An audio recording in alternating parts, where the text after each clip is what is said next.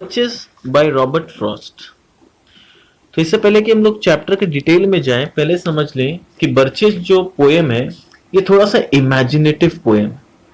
यहाँ पर जो पोएट है वो थोड़ा सा इमेजिनेटिव माइंड से एक इमेजिनरी सिचुएशन क्रिएट कर रहा है और एट द सेम टाइम वो रियलिटी ऑफ लाइफ के बारे में भी डिस्कस कर रहा है। यानी ये दोनों एंगल के एंड से वो सिचुएशन को एक्सप्लेन करने का कोशिश कर रहा है। तो लेट्स सी क्या है। Bend from left to right across the lines of straighter darker trees. यानी बहुत सारा पेड़ है, लाइन से बर्चेस का पेड़ लगा हुआ है और मैं देखता हूं कि बर्चेस का जो पेड़ है वो लेफ्ट से राइट की तरफ झुका हुआ है। When I see birches bent to left and right, कोई लेफ्ट की तरफ बेंट है तो कोई राइट की तरफ। Across the lines of straighter darker trees, और बहुत सारा स्ट्रेटर डार्कर ट्रीज है और लाइन से बहुत सारा पेड़ नजर आ रहा है। आई लाइक टू थिंक, देखो यहाँ कीवर्ड क्या है, आई लाइक टू थिंक। यानी पोएट को ऐसा मन करता है सोचने का, इसका मतलब ये रियलिटी है वो नहीं है। तो वो क्या बोल रहे हैं, I like to think some boys been swinging them. बोला मेरे को मन करता है ऐसा सोचने का कि वहां कोई बच्चा है, कोई लड़का है जो उस बर्चेस के पेड़ में स्विंग कर रहा है, जिसके वजह से ये बर्चेस का पेड़ झुक चुका है। But swinging does not bend them down to stay as ice storms do. अब वो इमेजिनेशन से रियलिटी के दुनिया में आ गए। वो जानते हैं कि मैं जो चाहता हूं कि बच्चे के वजह से ये हो, ये रियलिटी नहीं है। रियलिटी क्या है कि वो आइस स्टॉर्म के वजह से झुका है। देखो क्या बोल रहे हैं, but swinging doesn't bend them to stay. Swinging के वजह से वो बेंड जरूर होंगे पर वो परमानेंटली बेंड नहीं होंगे। जैसे ही वो बच्चा उतरेगा वो पेड़ दोबारा स्ट्रेट हो जाएगा। आइस स्टॉर्म का भार जब उस पेड़ पे पड़ता है तो वो परमानेंटली बेंड हो जाता है। Often you must have seen them loaded with ice a Sunny winter morning.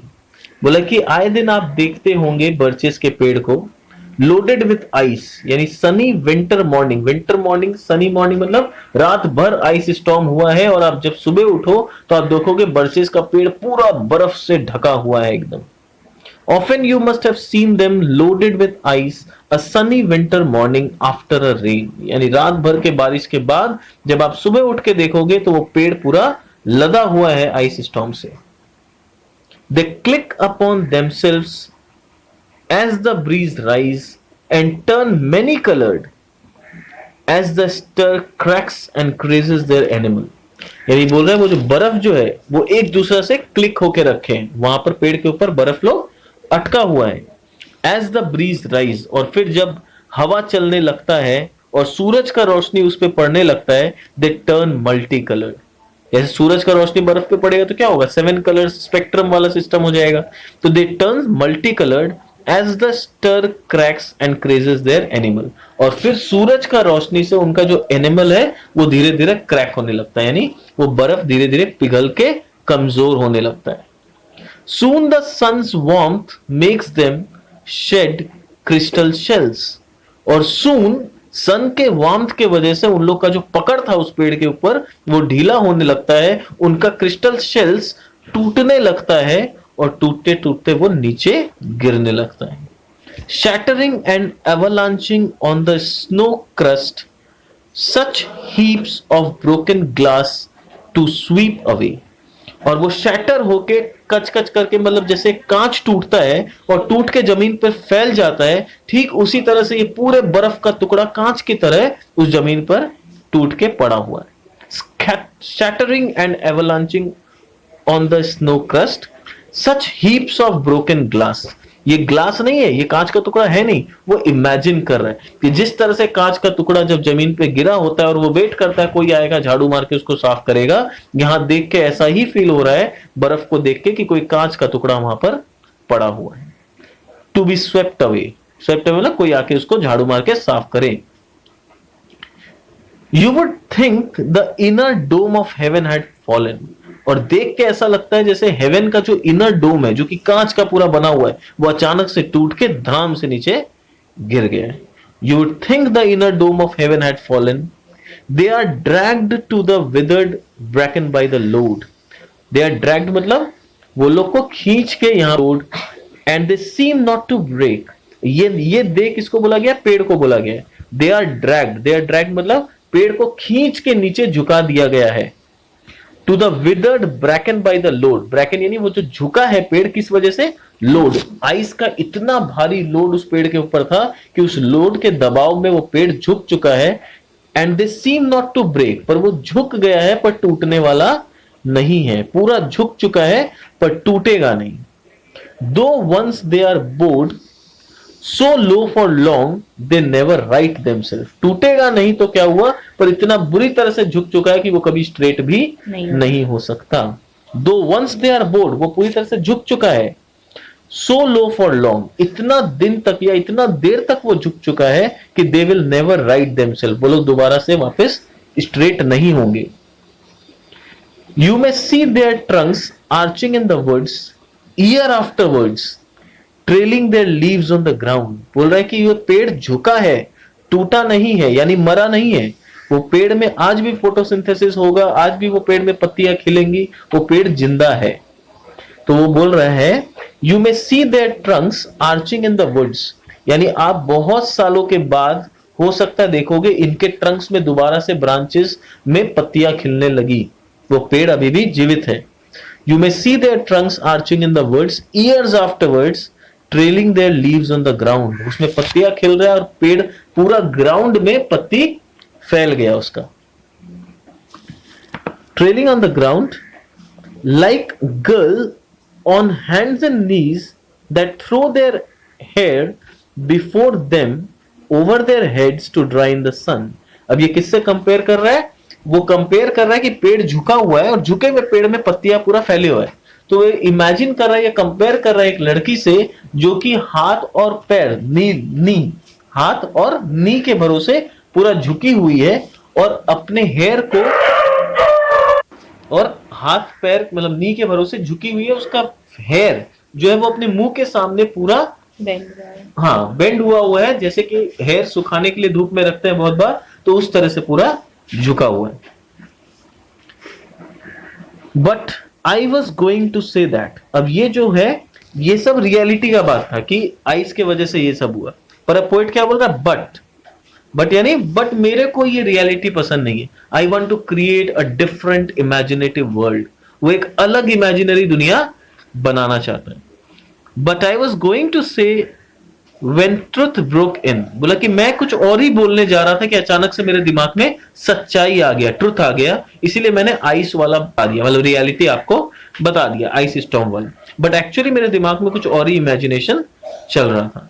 But I was going to say when truth broke in with all her matter of fact about the ice storm, I should prefer to have some boy bend them, फिर बोल रहा है पर मैं चाहता हूं, यानी मेरे इमेजिनरी दुनिया में ये जो बर्चेस का पेड़ है ये आइस की वजह से नहीं झुकेगा। किसके दुनिया में? पोएट के इमेजिनेटिव दुनिया में, उनका अपना एक बनाया हुआ इमेजिनरी दुनिया है।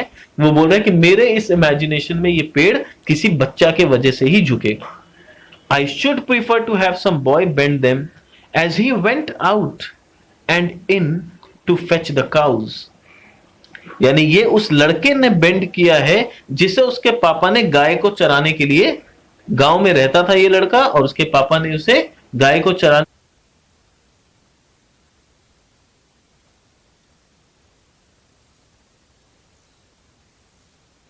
के लिए भेजा था। Some boy too far from town to learn baseball, ये लड़का गांव में रहता है और शहर से इतना दूर रहता है कि ये जाके बेसबॉल नहीं सीख सकता खेलना।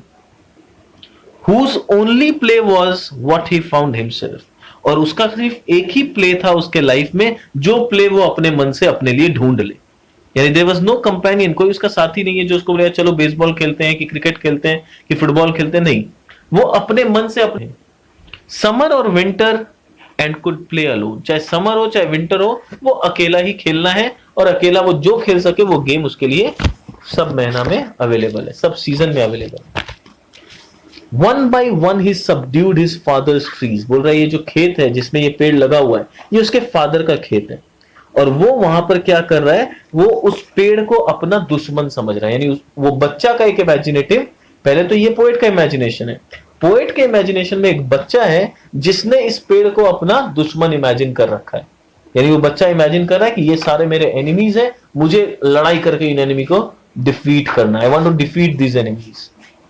तो one by one he subdued his father's trees by riding them down over and over again until he took the stiffness out of them। और वो तब तक इस पेड़ पे झूलता रहा, लटकता रहा, पेड़ को नीचे खींचता रहा जब तक कि वो पेड़ अपना स्टिफनेस खो ना दे और परमानेंटली बेंट ना हो जाए।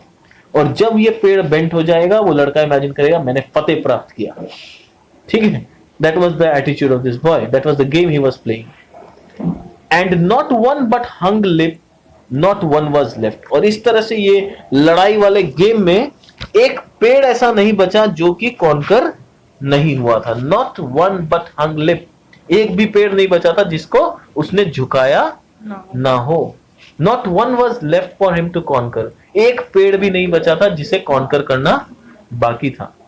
ही learned all there was to learn about not launching out too soon.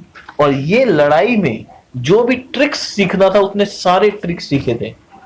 यानी पेड़ के ऊपर मुझे लॉन्चिंग बहुत सून नहीं करना। I don't want to learn about not launching out too soon. यानी इतना जल्दी उस पेड़ पे अटैक मत कर दो कि वो पेड़ टूट जाए और उसका डाली को हम झुका ना पाए। He learned all the tricks of this war या all the tricks of this game, जो भी बोलो। And so not carrying the tree away clear to the ground, he always kept his poise to the top branches. वो हमेशा अपना poise यानी अपने अंदर का कंट्रोल को मेंटेन करके रखा टॉप ब्रांचेस में पहुंचने तक। और टॉप ब्रांचेस में पहुंचने के बाद भी climbing carefully with the same pains you use to fill a cup up to the brim and even above the brim. यानी उतना ही केयरफुली वो पेड़ के ऊपर चढ़ रहा था, उतना ही पेन ले रहा था पेड़ पे चढ़ने के लिए जितना केयरफुली हम लोग को, अगर मान लो आपको एक कप दिया जाए जो पूरा ऊपर तक भरती है, या फिर वो कप खाली है, आपको बोला जा रहा है कि इस कप को आपको पूरा भरना है ब्रिम तक यानी ऊपर तक, और ब्रिम के बाद भी थोड़ा सा और भरना है, और पानी गिरना नहीं चाहिए या चाय गिरना नहीं चाहिए। तो जितना केयरफुली हम लोग डालेंगे उस कप में ताकि वो गिर ना जाए बाहर, उतना ही केयरफुली ये बच्चा पेड़ के ऊपर चढ़ रहा है। देन ही फ्लंग आउटवर्ड, और ऊपर एकदम पहुंचने के बाद, टॉप ब्रांच में पहुंचने के बाद ही फ्लंग आउटवर्ड, वो बाहर की तरफ एक ब्रांच को पकड़ता है, पहले फीट को बाहर निकालता है विद अ स्विश, स्विश मतलब छलांग के साथ, kicking his way down through the air to the ground. और एयर में किक करते हुए ग्राउंड की तरफ पूरा झुक जाता है। झुक जाता है नहीं, ब्रांच को पकड़ के पूरा झुल जाता है नीचे, ताकि ब्रांच भी उसके साथ यानी वो पेड़ जो है नीचे उसके साथ आ जाए। ठीक है, तो ये पूरा उसका इमेजिनरी कहानी था। यानी यहां पर उसने क्या कहानी बताया कि एक बच्चा है वो किस तरह से बर्चेस को झुकाया है, और ये रियलिटी नहीं है, ये उसका इमेजिनेशन है पोएट का। अब पोएट थोड़ा नॉस्टैल्जिया में चला जाता है। नॉस्टैल्जिया किसको बोलते हैं? जब हम अपने बचपन के बारे में सोचने लगते हैं। तो यहाँ पोएट भी थोड़ा सा नॉस्टैल्जिया में जा रहा है। देखो क्या बोल रहा है, So was I once myself a swinger of birches। बोला कि एक समय मैं खुद भी स्विंगर ऑफ बर्चेस था, यानी बचपन में। And so I dream of going back to be, और मैं दोबारा वो बचपन में जाना चाहता हूँ, दोबारा उन लम्हों को जीना चाहता हूँ। It's when I am very of considerations and life is too much like a pathless would. बोला कि ऐसे ख्याल मेरे दिमाग में कब आते हैं? When I'm too weary of consideration, when I'm too tired of my this adult life, यानी ये जो जिम्मेदारी वाला लाइफ है, रिस्पॉन्सिबिलिटी वाला लाइफ है, जब इस लाइफ से मैं बहुत थक जाता हूं ना, तो इस तरह का ख्याल मेरे दिमाग में आता है कि मैं दोबारा बच्चा बन जाऊं। थक चुका है। And life is too much like a pathless would. बोला कि मेरा जो लाइफ है ये एक पाथलेस वुड यानी जंगल, तो ये पाथलेस वुड के जैसा बन गया है जहां बस मैं चले जा रहा हूं, पता नहीं है रास्ता कौन सा सही है। जंगल में अगर कोई खो गया तो वो क्या करेगा? इधर उधर भटक रहा है, मंजिल कहाँ है, रास्ता कहाँ है, कुछ नहीं पता। तो वैसा ही मेरा लाइफ हो चुका है। Where your face burns and tickles with the cobwebs। बोला कि जंगल में जब आप खो जाते हो, आप चलते हो, तो क्या होता है, कभी इधर से पत्ता से फेस में लगता है, कभी उधर झाड़ी से फेस में लगता है, कभी हाथ में लगता है, कभी कॉबवेब्स आके मुंह में एकदम चिपक जाता है। ब्रोकन अक्रॉस इट, मतलब ये सब जो आसपास टूटा हुआ है वो कभी हाथ में लग रहा है, कभी मुंह में लग रहा है, कभी स्क्रैच आ जा रहा है, ये सब हो रहा है. And one I is weeping. अब यहां पर की वर्ड क्या है? वीपिंग. देखो वीपिंग और क्राइंग में डिफरेंस है. क्राई क्या होता है? क्राई होता है जब अचानक से चोट लगता है, दर्द की वजह से हम लोग क्राई करते हैं. वीपिंग क्या होता है? Weeping comes out of emotions. Crying में इमोशन हो ये जरूरी नहीं है. एक छोटा बच्चा को हम थोड़ा सा भी कर देंगे वो आ करके रोने लगेगा. He is not very emotional. वो देखेंगे 2 सेकंड बाद चुप हो गया, बिना बात रो रहा है, अचानक से चुप हो गया. छोटा बच्चा लोग ऐसे ही बिहेव करता है. That is crying. वीपिंग क्या होता है? जब आप अंदर से दुखी हो तब आप वीप करते हो. तो यही बोल रहा है कि I am weeping, one I is weeping, यानी मैं इतना थक चुका हूं अपने जिम्मेदारी वाले लाइफ से, इतना बोर हो चुका हूं, या इतने ट्रबल्स है, इतने चैलेंजेस और स्ट्रगल है, that one of my I is weeping. From a twigs having lashes across it open. और जितना भी झाड़ है पेड़ का, उसका एक साइड ऐसे ओपन हो रखा है कि कभी यहां से चल रहा हूं तो यहां से चोट लग रहा है, वहां से चल रहा हूं तो वहां से चोट लग रहा है.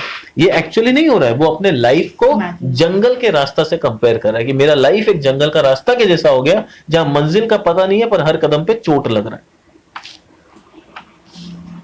I would like to get away from earth a while. फिर बोल रहा है मैं इस अर्थ से कुछ समय के लिए भाग जाना चाहता हूं, but a while. A while यानी परमानेंटली नहीं, just for a little period and begin over. और फिर बोल रहा हूं फिर वापस मैं अर्थ में आना चाहता हूं. I want to come back to the earth. I don't want to lose connection with earth permanently. मुझे मोक्ष नहीं चाहिए. अगर हिंदू वाले सिस्टम में बात करूं तो ये मोक्ष नहीं प्राप्त करना चाहता है कि जीवन मरण के साइकिल से एकदम खत्म. नहीं, मैं मरना चाहता हूं. I want to get out of the earth and want to come back to the earth and begin over. Begin over यानी दोबारा से बच्चा से अपना लाइफ को स्टार्ट करना चाहता हूं. May no fate wilfully misunderstand me. बोला कि भगवान प्लीज मेरे इस बात को आप विलफुली मिसअंडरस्टैंड मत करना कि मैं परमानेंटली दुनिया छोड़ के जाना चाहता हूं. नहीं नहीं नहीं, मैं वो नहीं बोल रहा हूं. मैं ये बोल रहा हूं मैं फॉर अ टाइम बिंग जाना चाहता हूं और वापस रिटर्न चाहता हूं. So please don't misunderstand me and half grant what I wish. और मेरे विश को हाफ पूरा मत कर देना कि मैं जो जाना चाहता हूं आपने सुन लिया और वापस आना चाहता हूं आपने सुना ही नहीं. ऐसा मत करना please. Don't grant my wish half and snatch me away not to return. और मेरे को इस तरह से स्नैच मत कर लेना कि मैं वापस धरती पे आ ही ना सकूं. I don't want to stay there permanently. I want to come back to the earth. क्यों वो अर्थ में वापस आना चाहते हैं? Earth's the right place for love. क्योंकि अर्थ वो प्लेस है जहां इमोशंस है, जहां फीलिंग्स है, जहां लोग एक दूसरे से प्यार करते हैं. जो हेवन होता है या जो हेल होता है वहां पर इमोशंस नहीं होता. देवताओं लोगों में इमोशंस भगवान ने नहीं बनाया. भगवान ने सिर्फ इंसानों में इमोशंस डाला है. ये प्रोग्राम जो है, ये सॉफ्टवेयर सिर्फ इंसानों में डाला गया है इमोशंस का, लव का. ठीक है, तो वही बोला earth is the right place for love. I don't know where it's likely to be better. मुझे नहीं पता कि अर्थ से बेटर लाइफ कहां हो सकता है. I would like to go by climbing the birch tree. और मैं हेवन तक जाना चाहता हूं. बर्चेस के ऊपर चढ़ते चढ़ते मैं हेवन तक पहुंच जाना चाहता हूं. And climb black branches up a snow white trunk. यानी स्नो से भरा हुआ इस ब्रांचेस के ऊपर मैं चढ़ते हुए एकदम ऊपर जाना चाहता हूं टुवर्ड्स हेवन. कहां तक पहुंचना चाहता हूं? बर्चेस को चढ़ते हुए मैं हेवन तक पहुंच जाना चाहता हूं. Till the tree could bear no more. और तब तक ऊपर जाना चाहता हूं जहां तक ट्री मेरे को ऊपर ले जा सके. जब तक ट्री और मेरे को बर्दाश्त नहीं कर पाए, मेरे क्लाइंबिंग को और बर्दाश्त नहीं कर पाए, मैं तब तक चढ़ना चाहता हूं. But dipped it stop and set me down again. और ट्री का खासियत क्या है? जैसे मैं बर्चेज में जब चढ़ता था तो एकदम टॉप ब्रांच पे चढ़ता था और फिर ब्रांच को पकड़ के झूल जाता था और झूल के वापस नीचे आ जाता था. उसी तरह से मैं हेवन में जाना चाहता हूं बर्चेज को पकड़ के और फिर उसके ब्रांचेस को पकड़ के वापस से अर्थ में लैंड करना चाहता हूं. But dipped it stop and set me down again. क्योंकि ये बर्चेस पेड़ है जो मेरे को हेवन तक ले जाएगा और वापस धरती पे छोड़ेगा. यानी I want to go and also come back. That would be good both going and coming back. तो ऐसा जर्नी मेरे लिए अच्छा होगा, बहुत अच्छा होगा कि मैं वहां पर गया, हेवन तक पहुंचा और हेवन से वापस भी धरती पे वापस आ गया. One could do worse than being a swinger of birches. इसलिए वो बोल रहे हैं बर्चेस को स्विंग करना मुझे बहुत पसंद है और इससे अच्छा चीज क्या होता है मुझे नहीं पता. I love to swing on birches. तो this was all about this poem. I hope सबको समझ में आया होगा. Thanks for listening to my audio. Catch up in next class.